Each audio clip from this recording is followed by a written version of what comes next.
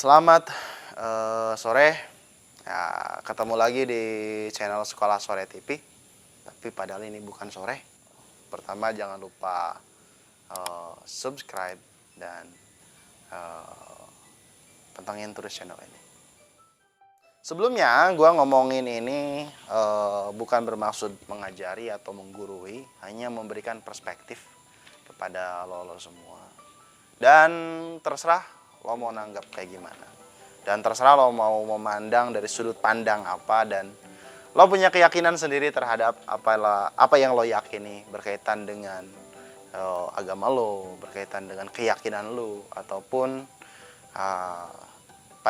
kesimpulannya balik lagi ke lo sebagai yang menyimpulkan atau yang dapat memutuskan kebenaran itu diterima atau enggak. Nah, tema yang mau gua angkat sore ini memang agak sedikit lumayan kontroversial, yaitu tentang teori penciptaan dan evolusi. Nah, ngomongin evolusi, mungkin di pelajaran sekolah kita sering mendengar kalau bahwa teori evolusi yang dikemukakan Charles Darwin itu menyatakan bahwa manusia itu adalah hasil evolusi dari alam. Jadi, proses alam itu membentuk makhluk sebelum manusia. Taruhlah makhluknya apa, ya mungkin lo sendiri tahu.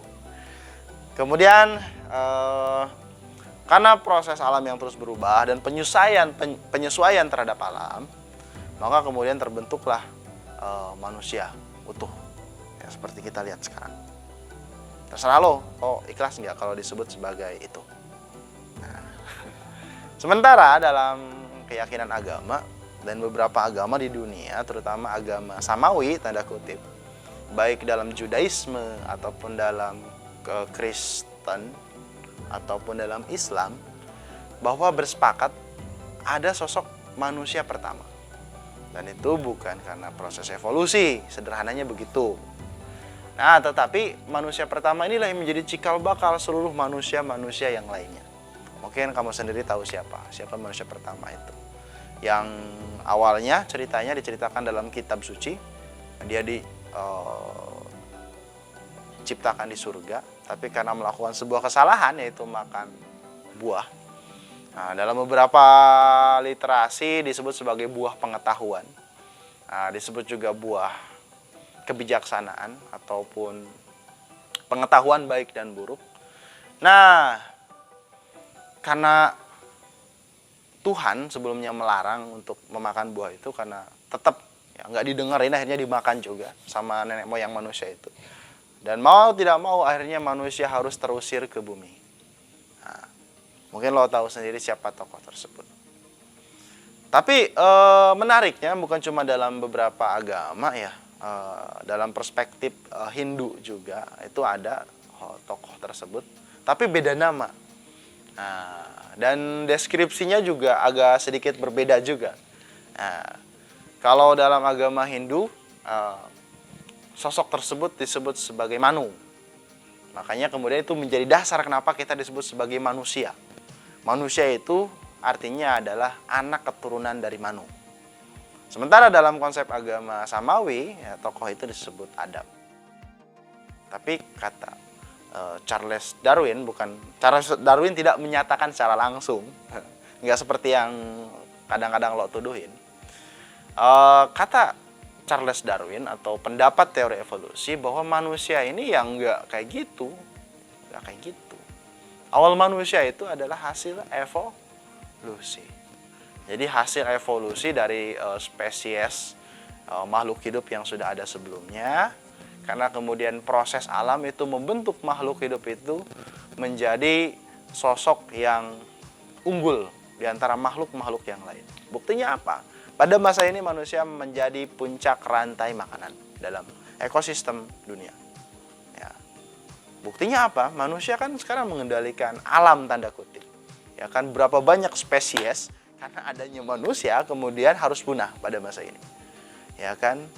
Dan nggak kayak dulu ya, manusia mungkin ketika belum mengenal teknologi, pada suatu ketika berburu ya, bisa jadi bukannya berburu tapi diburu oleh binatang buas. Tapi binatang buas mana yang memburu manusia?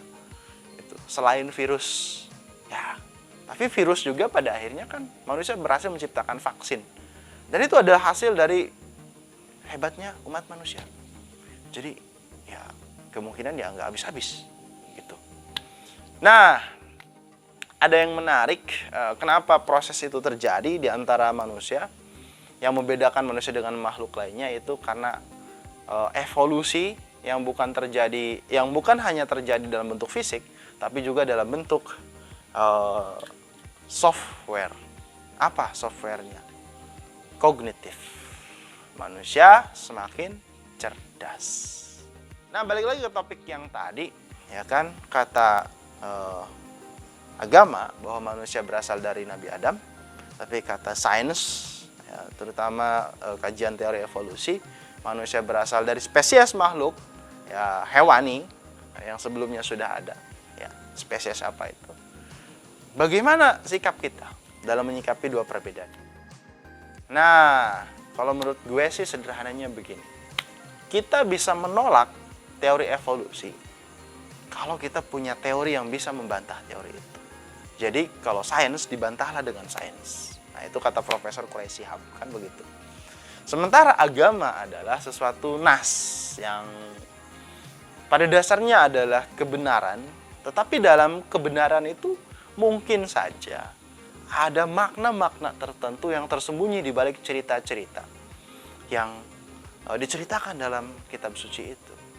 Terutama bagaimana ketika manusia di surga memakan buah pengetahuan atau buah khuldi, pengetahuan baik dan buruk. Kemudian akhirnya manusia terusir dari surga. Nah, kalau menurut gue sih ya, ini terserah lo mau setuju atau mau enggak. Kalau menurut gue, itu adalah indikasi bahwa manusia berubah dari posisi dia sebagai makhluk yang kurang cerdas menjadi makhluk yang cerdas. Jadi buah khuldi itu ya, ini tafsiran gue ya, dan pasti mungkin lo akan berdebat, ya apa itu menafsirkan kitab suci kok nggak kayak gitu. Menafsir kitab suci itu ada kaidah tafsir dan sebagainya.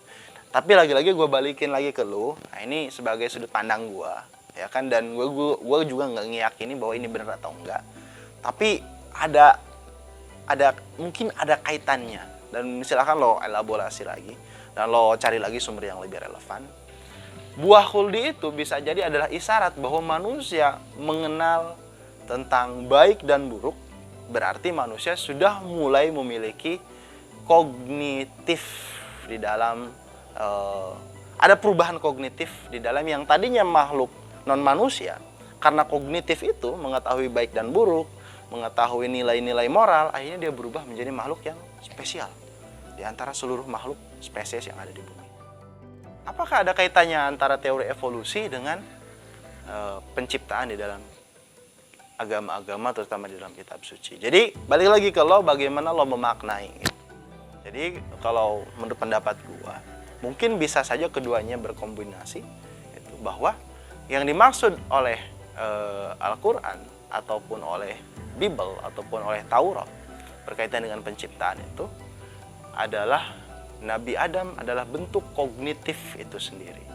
Ya, jadi mungkin saja jasadnya Nabi Adam itu sudah ada, tapi secara ruhani ya, kognitif itu belum ada. Tapi ketika kognitif itu ada, terutama dilambangkan dengan memakan buah khuldi atau buah pengetahuan, maka kemudian mulai menyadari dirinya sendiri dan mulai mengetahui mana baik dan buruk, menciptakan sistem sosial, menciptakan sistem kehidupan, dan kemudian mengaku dirinya sebagai manusia. Ya silakan ini kembali lagi kalau semua untuk memaknai bagaimana semestinya. Gitu. Oke, itu saja yang bisa gue share malam ini, dan mungkin ada banyak sudut pandang yang berbeda, dan silakan lo semua boleh punya sudut pandang masing-masing berdasarkan keyakinan lo masing-masing. Itu saja, terima kasih banyak. Kurang lebihnya mohon maaf ya. Wassalamualaikum warahmatullahi wabarakatuh. Ya, sampai jumpa.